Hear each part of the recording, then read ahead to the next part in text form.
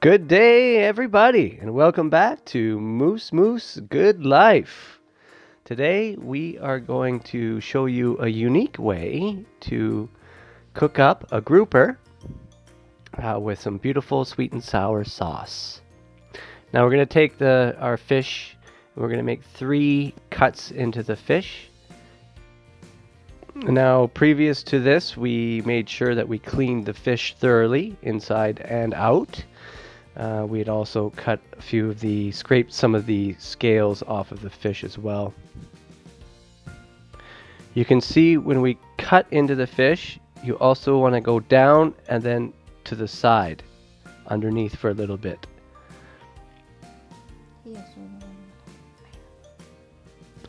You can see here we've cut down and then across a little bit, down and across a little bit. And now we make those cuts, 3 cuts on both sides of the fish.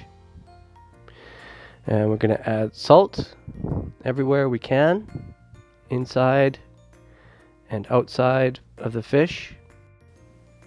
Now we use quite a bit of salt because the sea salt that we use, it's not very salty.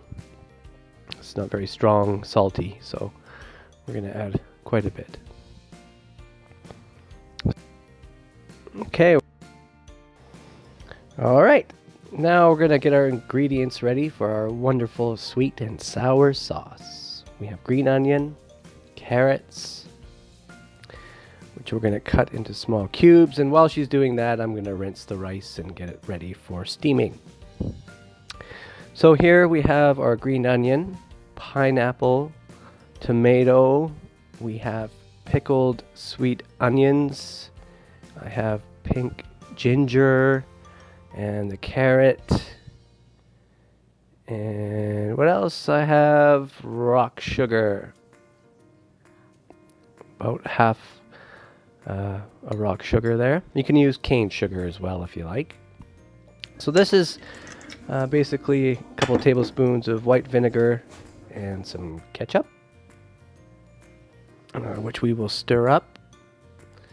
And we're going to add some Worcester sauce as well. Normally I like to use that in Caesars, but we'll make an exception in this case. So once we have the sauce, we've prepared our sauce, we are going to get ready to make the batter. So roughly about 4 tablespoons of flour and about 2 tablespoons of cornstarch. And we're going to use roughly about a cup of room temperature water, but we're going to add half a cup to this mix first. Stir it, and then add a little bit more to get our consistency. So as we stir it up and you can see our batter thicken, we want to make sure that that batter is going to stick to our fish, our wonderful grouper. There you are, grouper. After we salted our fish, we put it in the fridge for about 15 minutes or so, just to get it nice and dry.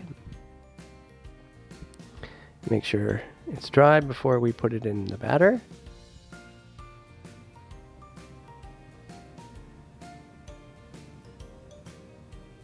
And put that grouper in there. We want to make sure we cover it really well. Get that batter all over the fish and inside where you made those cuts as well. Very important we cover it all, and the tail as well.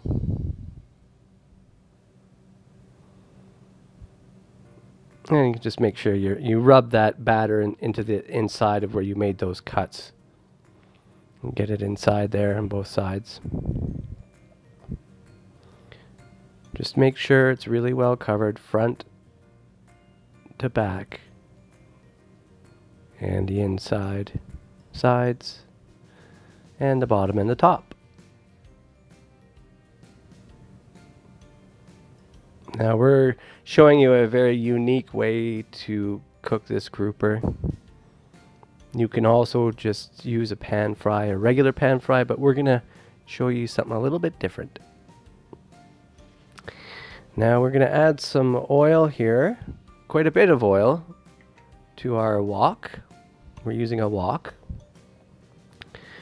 Now you can tell when that oil is ready to put in there that when you put in chopsticks or some other item, you can see bubbles come up, and that's how you know the oil's hot enough. Now you have to be very careful, folks, about doing this. We want to make sure, I'm going to try and show you the camera angle of how we're holding this fish. I mean, we have more oil in there because we're kind of deep frying the fish. So we're kind of holding the fish at a curve for at least 1 minute. Okay. Now you can also do this using a stick through the fish as well. Okay, from the tail through to the head. And then that way you don't have to, get near the hot oil. Let's be very careful when you're working with this. And you can see by holding that fish that way for that minute while it deep fries, it holds the curve of the fish. And now we take a ladle and we are going to bathe our grouper front to back with that oil, that hot oil.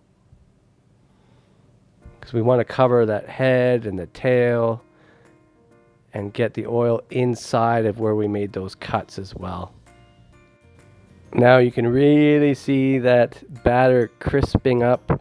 You can see how the fish's mouth is open and its gills are open and the skin is up on the sides and on the back and the fin. This is really good for presentation, as you can see what it looks like after we're done. So we've taken it out of the oil. As you can see, it's very important that you get that batter everywhere on the fish. You can see it on the sides, everywhere, the front and the gills, where we've made those cuts. And on the insides, you can see, and the fin, everywhere to the tail. And you can see his mouth is open. The fish is about 70 to 80% done. And we're going to put the fish back into the oil to kind of get it crisp again. Now make sure the oil is really hot. And now we're going to put that tail in there. And this is our last. You don't put it in for as long this time. This is just an extra crispy thing that we're doing here. And again, take that ladle, cover it head to tail, on both sides of that fish. Now by deep frying this twice, which is what you want to do, is it makes the outside really crispy and then still keeps the inside nice and tender and flaky and moist. Okay? That is the skill of the double deep frying. So as you can see, we're just making sure we're going to turn the fish over a little bit. Get to one side again. Folks, be very, very careful. And this is what we have. You can see the skin is brown and crispy. And that batter makes the skin crispy. And with this look of the fish, you can use it for a good presentation. Ooh. Scary. Yeah, look at that. See, the mouth is wide open.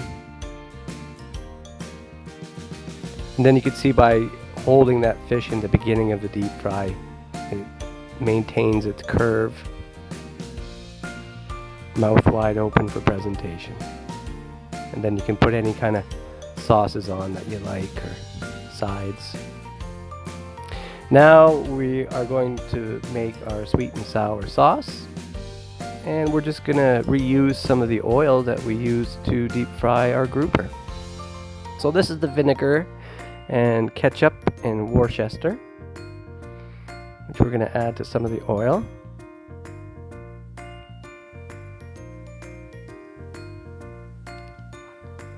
And this is 1 cup of water. And we're not gonna add it all at once. Add a little bit and keep stirring it. And then there's our rock sugar. And we can add our tomatoes, pineapple, carrots,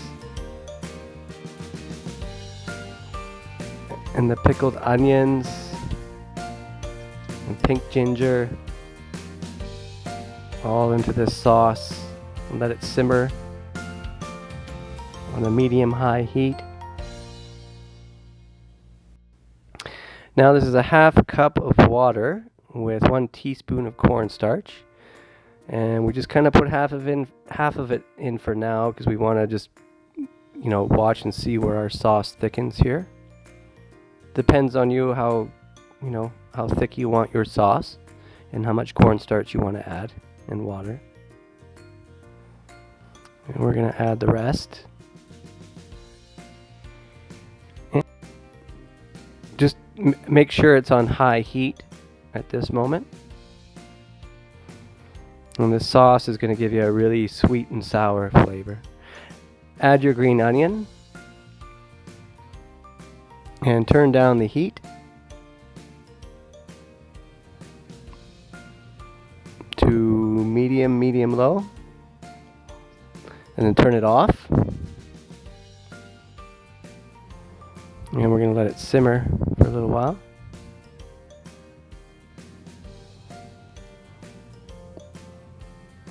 You can really start to smell that now.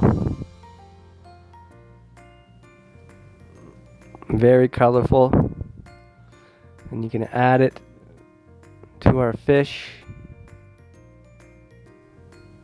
And you can just kind of cover it. Really brightens up that plate. Gives it a unique flavor. That grouper really has nice white meat. And lots of collagen in the skin, which is good for you. If you don't want to get too many wrinkles, this fish is really good. Make sure you eat that collagen. Can't wait to eat this one.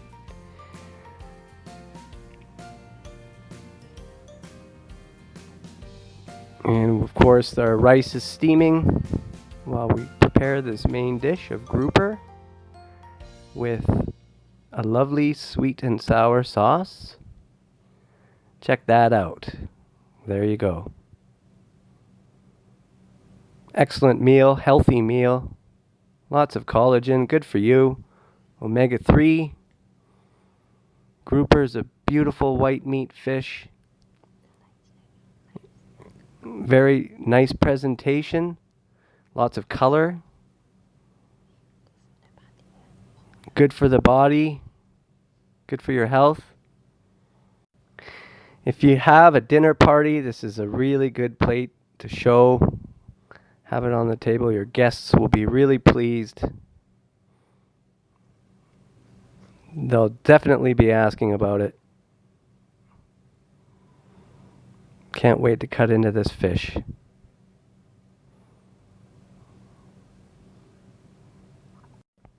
Thanks for watching, guys. It was fun to share this grouper with sweet and sour sauce with you today.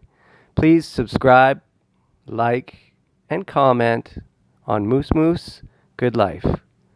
Good night. Take care.